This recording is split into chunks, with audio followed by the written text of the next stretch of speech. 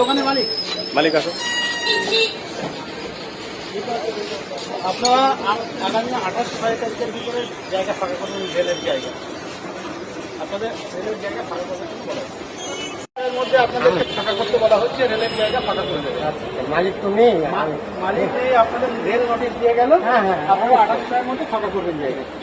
মিডলে মেরে দাও, মিডলে মেরে দাও। আগামী 28 তারিখের ভিতরে সবাই খালি করতে হবে রেলের জায়গায় যারা আছে। জায়গা তো আমার নয়, জায়গা তো রেলের। আমি চাই যে আমার করে খাওয়ার মতন আমাকে যেন একটু সুযোগ দেয়, এটাই আমি চাইবো। আর কি চাইবো, আর কিছুই চাওয়ার নেই আমার। এতদিন ধরে ব্যবসা করছেন, রেলের থেকে অনুমতি ছিল?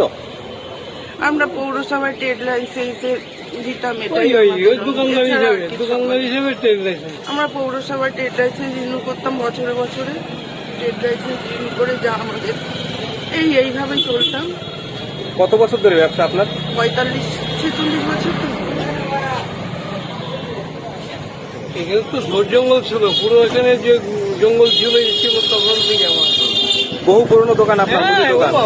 এখন রেল নোটিশ দিলে ছেড়ে দিতে হবে। জায়গা তো আমার না, এখানে রেলের ব্যাপার। এখন যদি আমাদের দয়া করে ওনারা কিছু সলিউশন দেয় আমাদের, তাহলে সেই সলিউশন মাফিক চলতে হবে। এটা ছাড়া আমাদের আর কোনো উপায় নেই।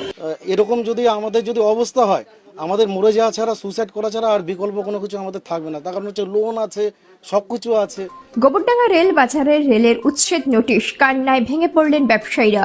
রেল পুলিশকে সঙ্গে নিয়ে রেল আধিকারিকরা গোবরডাঙ্গা স্টেশন চত্বরের রেল বাজারের প্রায় সব দোকানেই উচ্ছেদ নোটিশ লাগিয়ে দিল।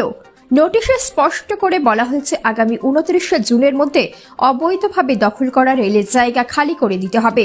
রেলের এই নোটিশ পেয়ে কার্যত দিশেহারা রেল ব্যবসায়ীরা। রেল বাজারের কালীমন্দির প্রাঙ্গণে সব ব্যবসায়ীরা একত্রিত হয়ে গোবরডাঙ্গা বিজেপি মণ্ডল সভাপতি আশিস ব্যানার্জির নেতৃত্বে আগামী কি পরিকল্পনা করা যেতে পারে বা কি পদক্ষেপ নেওয়া যেতে পারে সেই বিষয়ে আলোচনা হচ্ছে। কি বলবো, বাজারে সবাই আছে, সবাই মিলে আমরা আন্দোলন করব, প্লাস সবাই মিলে যেটা সিদ্ধান্ত নেব সেটাই হবে। কতটা সমস্যা মনে হলো? পুরোটাই সমস্যা, পুরোটাই সমস্যা। আমাদের তো এরপরে আমাদের সব কিছু না, আমাদের এরপরে রুজি রোজগার, খাওয়া দাওয়া সব কিছু আমাদের এরপরে। আমরা তো এই এত বছর ধরে ব্যবসা করছি, এখানে বসে আমরা সব কিছুই আমাদের এরপরে। এবার আমাদের যদি এটা উঠে যেতে হয়, তাহলে তো আমাদের না খেয়ে ওই ভিক্ষা করে বেড়াতে হবে আমাদের আর কি।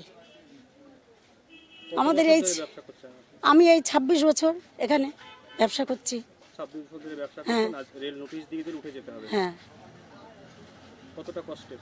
পুরোটাই কষ্টের, পুরোটাই কষ্টের। এখানে মানে ভাষা নেই, কিছু কথা বলার মতো ভাষা নেই এখন আমাদের।